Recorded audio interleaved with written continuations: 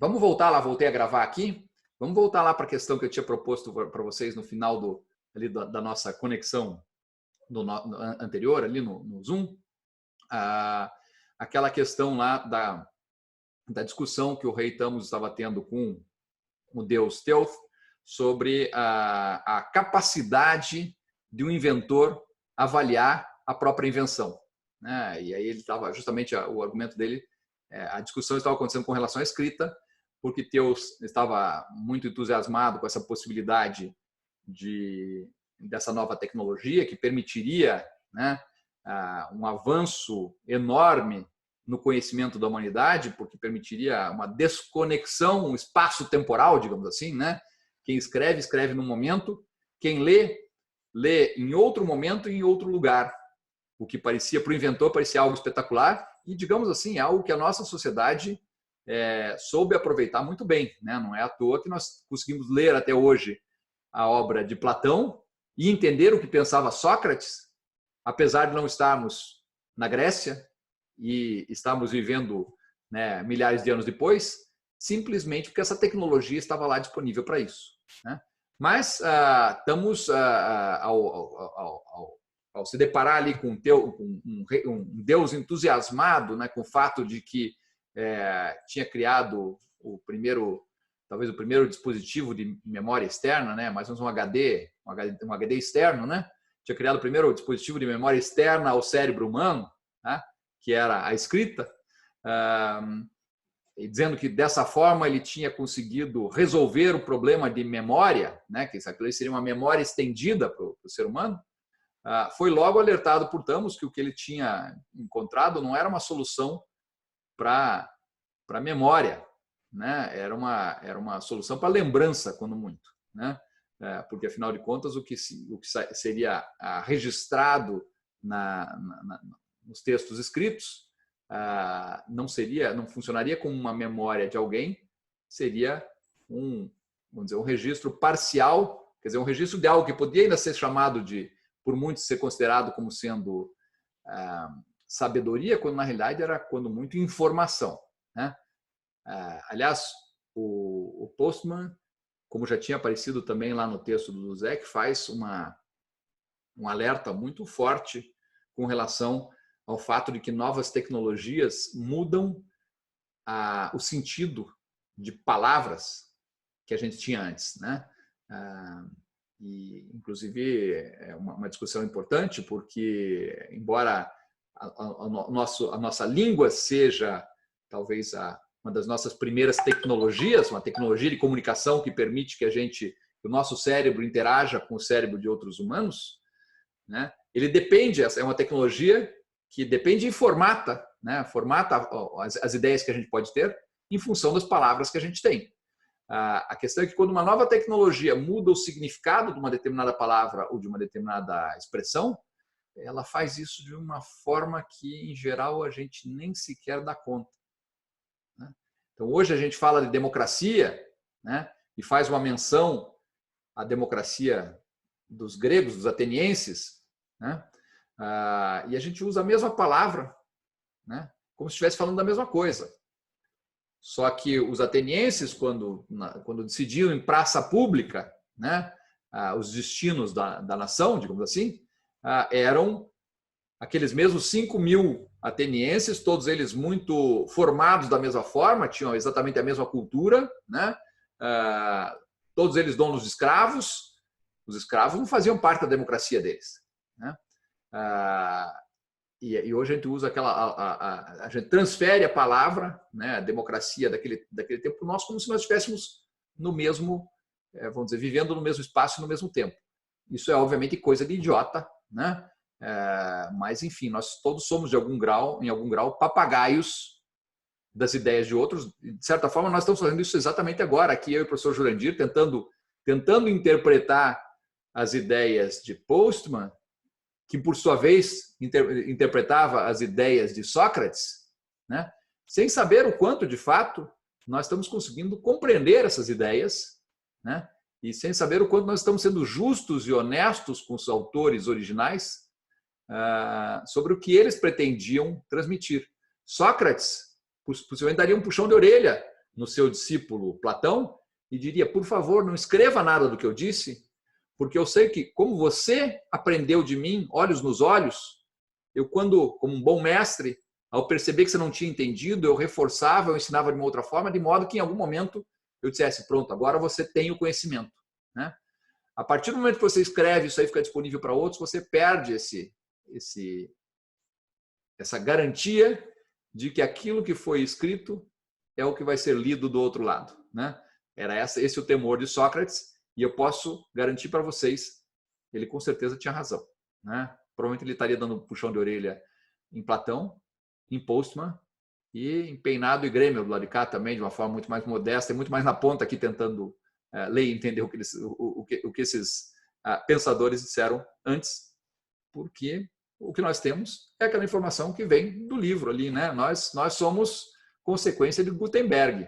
Gutenberg deixou a Bíblia acessível a qualquer um e qualquer um começou a entender a Bíblia do jeito que queria, né? Nós estamos entendendo Postman, Platão e Sócrates da forma que queremos ou que conseguimos aqui, e esse é um risco grande. Então bom, agora eu já respondi a pergunta que eu queria fazer para vocês aqui sobre qual era o alerta que o Tamos tinha para o teu, né? Então vocês vejam aí que a gente... Professor, diga, Luciano. quero fazer hoje ainda eu recebi, até postei em alguns grupos nossos aí, um vídeo que fala sobre o desenvolvimento tecnológico aí do coronavírus. Uhum. Um vídeo que até traz uma certa provocação, é uma investigação bem séria de um repórter sobre todas as questões analisadas. Eu estava vendo agora a nossa discussão e linkando a essa condição de que muitas vezes, e aí é o que o vídeo tenta mostrar, né, a tentativa do estudo de alguma coisa ocasionando uma consequência pandêmica mundial em detrimento do conhecimento de algo, né? Porque o que o vídeo traz é exatamente essa condição do estudo de uma cientista chinesa, né? Um grande cérebro da biogenética e biomedicina mundial, e que fez esses estudos desde lá do H1N1 dos morcegos e até fazendo um estudo de muitos anos da AIDS, que eu não sabia, mas as cepas são muito parecidas,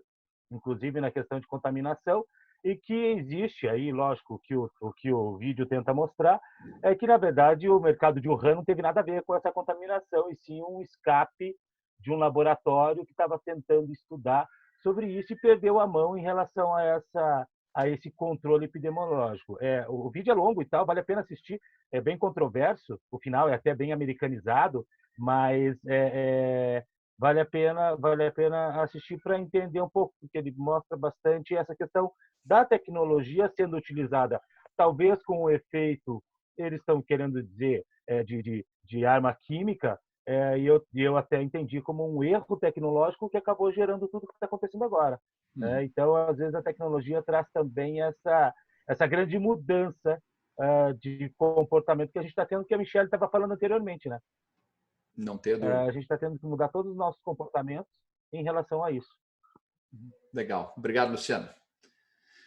Mais uma provocação para vocês aqui. Eu nem quero fazer maiores comentários agora, Luciano, porque eu tenho que primeiro assistir o vídeo lá, tá? Na verdade, tem havido vários... e é importante a gente tentar buscar várias fontes agora para tentar ver se a gente consegue entender, né, melhor o que está acontecendo. Mas notem que somos todos nós, de novo, naquela mesma situação que os devotos lá de 1500, 1400 e tanto, lá tentando entender o que a Bíblia dizia a partir dos textos que chegavam às suas mãos da prensa de Gutenberg e de todos aqueles que o copiaram. Nós hoje temos acesso a tantas fontes distintas e muitas vezes temos dificuldade, inclusive, de avaliar quais delas têm a credibilidade e por que tem credibilidade, né? A gente, sem dúvida nenhuma, dá uma credibilidade à ciência, né? E, de novo, porque somos uma sociedade, somos um tecnopólio, então o cientista, ele de alguma forma tem assim, uma condição de impor a sua verdade, né? Mas sem dúvida nenhuma, nós mesmo entre os cientistas existe muita divergência no momento. Eu, por exemplo, vi uma outra reportagem que o cientista dizia que não existe a menor chance de um vírus como esse ser resultado de alguma engenharia genética com o intuito de se transformar vamos dizer, uma arma biológica, porque isso teria deixado no genoma do bichinho lá, teria deixado alguns carimbos ali. Enfim, então a gente tem que perceber também que muitas vezes o próprio cientista se usa dessa credibilidade que a ciência tem com a sociedade para impor ou para expor e tentar impor a sua perspectiva da situação. E mesmo eles acabam entrando em conflito entre si, porque a gente vê justamente esse debate. Tem gente acusando o vírus como esse de ser resultado de tentativa de construção de armas biológicas, e por outro lado tem um outro cientista dizendo que isso nesse caso é absolutamente inaceitável de se considerar, né? Mas enfim, estamos numa situação aí que talvez a gente precise de muito mais tempo para entender de fato o que aconteceu e, enfim, inclusive o que precisa ser feito do que nós temos, né? Vamos lá. Uma outra alegação do Postman é que toda tecnologia é um fardo e uma bênção. Não é uma coisa ou outra, né? Mas estamos cercados daí ele diz assim, estamos cercados de profetas de um olho só que veem apenas o que as novas tecnologias podem fazer e são incapazes de imaginar o que elas irão desfazer. O Postman tem uma preocupação muito grande com essas coisas que novas tecnologias desfazem, né? Quem é que lembra aí de algum exemplo que ele tenha citado ali de situações em que uma nova tecnologia desfez algo que existia antes e com o que a cultura e a sociedade estavam, digamos, bem adaptados?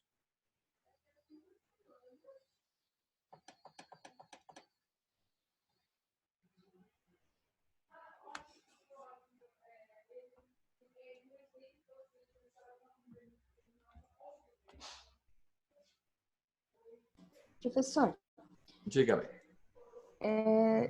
Desculpa, do que te provocou na questão da escrita é a interpretação, porque toda tecnologia depende de quem recebe. Então, cada vez que você recebe, você dá o seu olhar para isso. Podemos ver até nos vírus aí, cada um dá a sua interpretação. Mas note, Mary, eu não sei, cortou um pouco o teu áudio aqui para mim, eu não sei se cortou mais também. Mas, de qualquer forma, eu acho que eu entendi o que você está querendo dizer. E de fato, eu tenho dito isso com frequência para vocês aqui, que sempre existe em qualquer processo de comunicação, existem pelo menos dois envolvidos, né? E, obviamente, a ideia seria que a mensagem, tem alguém gerando uma mensagem, alguém para receber uma mensagem, e a mensagem no meio do caminho, a gente gostaria que a conversão da ideia de quem está transmitindo a mensagem para o meio e depois essa desconversão do outro lado, a decodificação do outro lado, acontecesse sem nenhum ruído, né? Mas a questão é que nós fazemos a nossa interpretação de qualquer mensagem não apenas com o que está escrito na mensagem, mas também com outras informações que já estão, né, na nossa própria cabeça e que só a gente tem controle sobre elas, porque outros não têm aquela mesma informação. Então, nunca existe uma situação em que autor e leitor têm exatamente a mesma percepção sobre uma obra, né?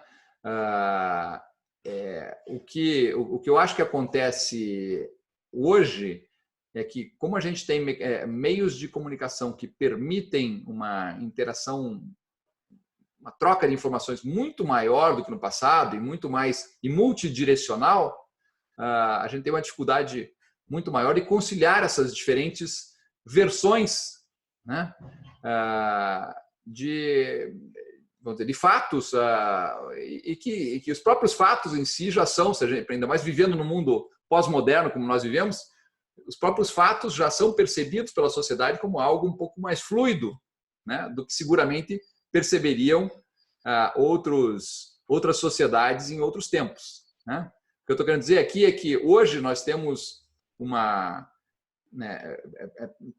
pessoas com percepções muito diferentes da realidade e do ambiente em que vivem, simplesmente que são expostas a informações e a conhecimentos distintos, né? Algo que no passado não acontecia. O conhecimento que todos tinham era ou da Bíblia, né?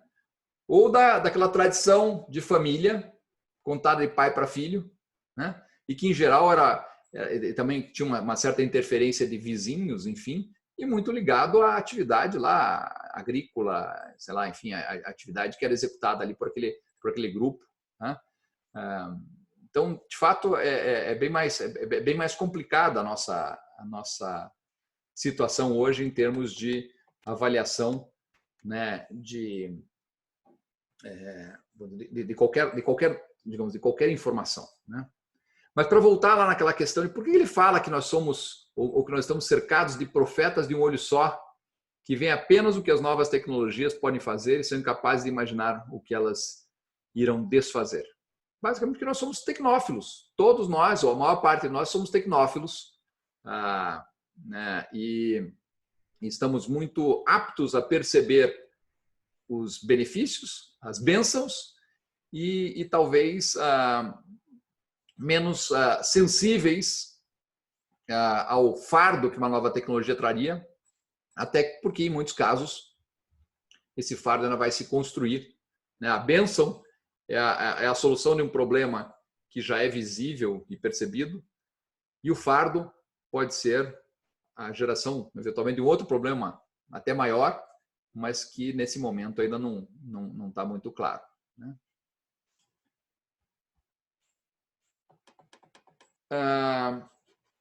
Bom, daí ele fala em que os usos de qualquer tecnologia são determinados em grande parte pela estrutura da tecnologia em si. Isto é, as suas funções resultam da sua forma, né? As funções de uma tecnologia resultam da forma dela. De certa forma, isso tem bastante a ver com aquela frase que eu já mencionei para vocês em aulas anteriores, do McLuhan, né? O meio é a mensagem, né? E que faz com que a gente não consiga escapar de uma percepção mais determinista da forma como a tecnologia vai agir sobre aqueles que se expõem a ela, né? Lembre lá que o Thamus não está preocupado com o que as pessoas vão escrever, ele está preocupado com o fato de que as pessoas vão escrever. Passa a ser nossa tarefa, então, compreender qual é o desígnio, qual é essa agenda da tecnologia, que pode ser desconhecida, inclusive, dos seus próprios propositores, né? Aliás, ele dá vários exemplos aqui nesses capítulos iniciais de tecnologias que foram criadas com determinadas intenções e que acabaram levando, né, em direções diferentes daquelas. Talvez aquele saliente com mais destaque ali seja a questão do relógio mecânico, né, criado para dar mais precisão na definição dos horários das orações, mas que, ao mesmo tempo, acabou levando a possibilidade de quantificar o trabalho humano e, dessa forma, viabilizar o capitalismo moderno na sequência, né?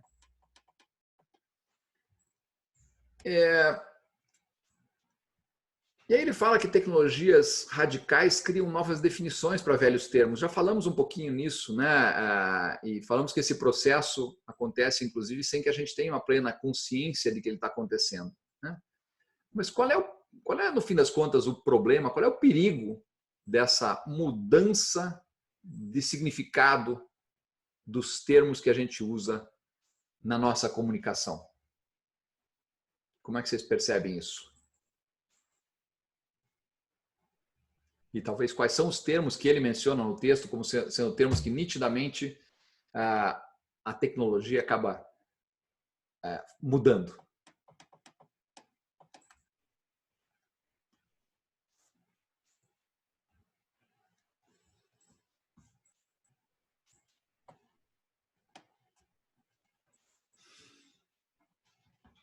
Vamos lá, gente. Tem gente que não falou nada hoje ainda. Uma boa chance de começar a dar uns pitacos aí.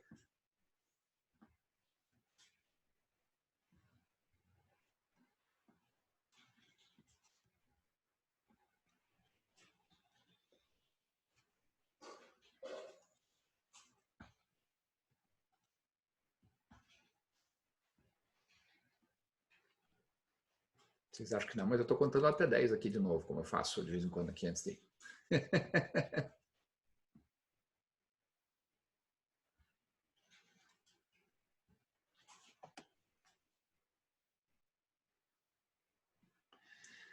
Então, vou eu aqui dar alguns dos exemplos, né, que ele mencionou ali. Memória significando agora recordação, né?